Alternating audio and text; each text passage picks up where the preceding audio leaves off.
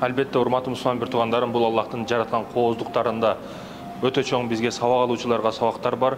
Аллах кандай кереметтүү нерселерди жараткан, муларды караңыз. Балыктардын илимдүүсү, балыктардын амир сабы, илимдин, билимдин ээси болгон балыктардын падышасы айтат экен.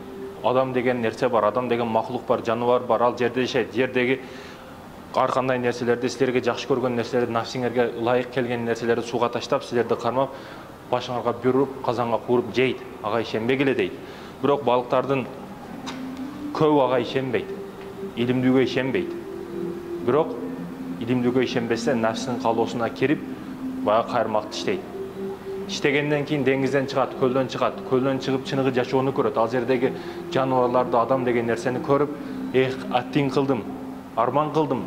Амир саптын илимдүүнү айтканын кыла бербептирмин алымдын.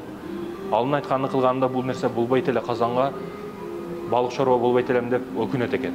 Биз дагы урматтуу мусулман бир тоон качан алымдарыбызды, устаздарыбыз айтканын кылбасак, илимдүүлөрдү ээрчибесек, илимдүүлөрдү урматтап сыйлабасак, бизге дагы кеч болуп калат.